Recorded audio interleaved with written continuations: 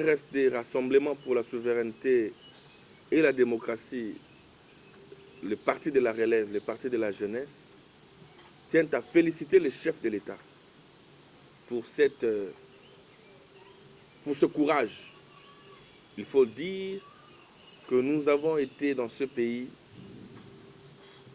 rares sont les présidents qui prennent le courage de faire la rupture diplomatique de la manière la plus forte et la plus ferme. Comme vous le savez, depuis son accession au pouvoir, le chef de l'État avait, n'est-ce pas, témoigné toute sa bonne foi en voulant établir une relation sincère, de confraternité. Parce que nous sommes aujourd'hui dans un village planétaire où en réalité les frontières n'existent pas. Autant nous avons des Angolais qui sont nos frères, nous avons des Brazzavillois qui sont nos frères. Le chef de l'État avait bien voulu que l'on considère les Rwandais comme étant nos frères, les Ougandais comme étant nos frères, les Burundais comme étant nos frères. Parce qu'il faut le dire, certaines de nos femmes sont des Rwandais aujourd'hui, certaines de leurs maris sont des Congolais. Nous avons des enfants qui ont des oncles au Rwanda, qui ont des oncles au Congo. Malheureusement, notre frère Rwanda est un frère hypocrite, est un frère malhonnête. Il a voulu faire dans ses relations avec la RDC, c'est que Isaou avait fait à son frère Jacob, en voulant envier toutes les ressources naturelles que Dieu avait données au Congo. Le chef de l'État s'est même permis d'établir des relations économiques avec le Rwanda, justement pour éviter la guerre. Malheureusement, nos frères rwandais ont durci leur cœur pour tuer, violer, enlever, déporter les familles, déstabiliser les vies humaines, et cela pour continuer à entretenir la misère et l'insécurité dans cette partie de l'Est de la République. Voilà pourquoi le chef de l'État a le soutien en ce moment précis de la jeunesse congolaise. Le RSD, le Rassemblement pour la souveraineté et la démocratie, le parti que nous dirigeons, soutient totalement cette décision du chef de l'État. Cependant, le RSD invite le chef de l'État à comprendre que sur cette question de l'Est, le Rwanda a un frère siamois. Le Rwanda a un frère jumeau qui s'appelle l'Ouganda.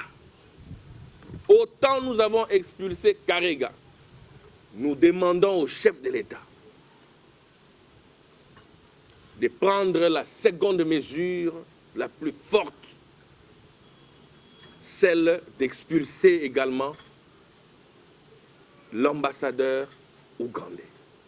Nous disons trop c'est trop. La République démocratique du Congo n'est pas une république bananière où l'on se réveille le matin, on y entre quand on veut et on y ressort quand on veut. Le Congo, c'est la terre de Lumumba, de Kimbangu, de Kimpavita. C'est la terre de nos aïeux. Nous sommes dans l'obligation de le soutenir. Sur cette question de l'Est, les RSD restent intransigeants. Oui, certains pensent qu'il faut faire la guerre. Nous avons suivi beaucoup de déclarations médiatiques. Non, nous devons faire la guerre à l'Est. Mais ce ne sont pas les mêmes politiciens qui nous disent matin, midi, soir que l'armée congolaise est infiltrée. On nous dit non, l'armée congolaise est infiltrée.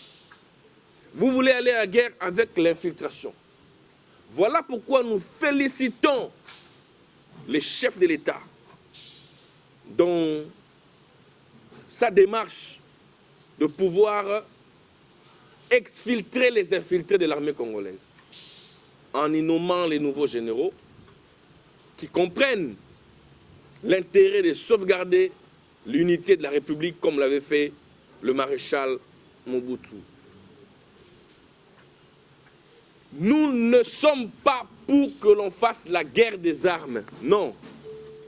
Même en son temps, Hitler, lorsqu'il y a eu érection du mur de Berlin, ce n'est qu'un stylo qui avait remis la paix. Aux voisins malhonnêtes, nous les avons donné le carton rouge le 2 juillet à l'IMCA, lors de la plus grande matinée politique que nous avons gagnée. Carton jaune. On dit dans le football, le deuxième carton jaune équivaut à un carton rouge. Aujourd'hui, le RSD sort son deuxième carton jaune. Si le Rwanda et l'Ouganda continuent à faire la guerre à la République démocratique du Congo, ce ne sera pas au FARDC, ce ne sera pas à la police nationale congolaise, mais ce seront des jeunes Congolais qui vont, avec les pierres, les bâtons, faire la guerre au Rwanda et à l'Ouganda. Kimpavita a vaincu les Occidentaux, il n'avait pas des obus, il n'avait pas de grenades. Kimbangu a vaincu, il n'avait ni obus ni grenades. Mwandansemi est sorti de la prison, il n'avait ni obus ni grenades. Kamwena Sapou a assaini l'espace kassaïen, il n'avait ni grenades ni chars de combat. De cette même manière, nous allons demander l'inspiration de nos ancêtres pour que nous puissions faire la guerre à ce peuple haineux, un peuple malhonnête. Sur la question relative au remaniement, le RSD est un parti de la relève. Est-ce qu'il faut remanier maintenant? Nous disons oui. Il faudrait, comme on dit en français, apporter de l'eau au moulin. Le Premier ministre Sama Lukonde, oui, nous voyons les efforts qu'il fournit. Nous voyons comment le budget aujourd'hui connaît la plus bonne santé. Nous voyons aujourd'hui l'option levée en retouchant, par exemple, les budgets alloués à l'armée qui passent aujourd'hui de plus d'1 milliard. Mais est-ce qu'il ne faudrait pas donner de l'eau au moulin parce qu'il y a des ministres qui sont boiteux? Le RSD s'annonce clairement pour dire nous demandons au chef de l'État. Nous ne pouvons pas dire en toute urgence parce que le chef de l'État tient compte de beaucoup des éléments. Mais nous pensons que l'heure a sonné. L'heure est grave. Il faudrait cette fois-là que l'on puisse aller avec des ministres de combat et non des ministres des bureaux. L'heure de la bureaucratie est passée. Nous voulons maintenant qu'on ait des ministres qui sont capables de descendre, voir le fonctionnement de l'appareil judiciaire à l'est de la République. Nous avons besoin des ministres qui vont voir l'état des routes à Rutshuru, à Beni, à Butembo, des ministres qui vont voir l'état des hôpitaux, les ministres qui vont voir les états des écoles, et non des ministres qui se contentent de rester dans les bureaux. La bureaucratie appartient à dater de ce jour au passé. Le RSD demande au chef de l'État, son Excellence Félix-Antoine Tshilombo Tshisekedi, que nous soutenons et nous félicitons pour les efforts fournis, qu'il puisse, n'est-ce pas, prendre son stylo et voir dans quelle mesure apporter de l'eau à son moulin qui a des petits soucis pour son bon fonctionnement. Puisque nous parlons des questions liées au remaniement, nous entrons dans ce qu'on appelle élection. Nous avons suivi aujourd'hui M. Martin Fayoulou, honorable Fayoulou, qui lors de sa sortie médiatique sur une des chaînes françaises, a déclaré tout haut qu'il ne voit pas comment est-ce que le climat politique actuel permettra à ce que nous allons aux élections en 2023.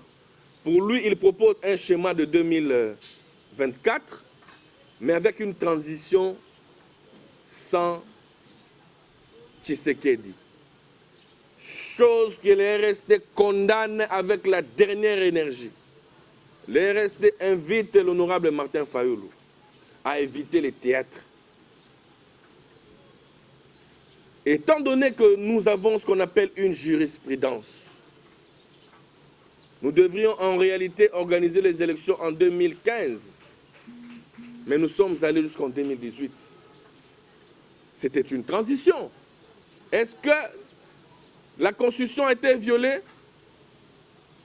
Je dirais non.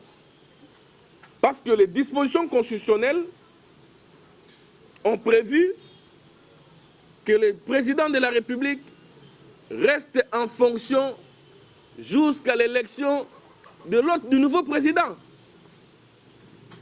Nous ne devons pas aujourd'hui imaginer un théâtre où il y aurait une transition sans le chef de l'État. Mais ce sur quoi nous sommes d'accord, c'est que la gestion d'un pays continent comme la République démocratique du Congo ne doit nullement se faire de manière unilatérale. La gestion d'une république doit se faire de manière consensuelle.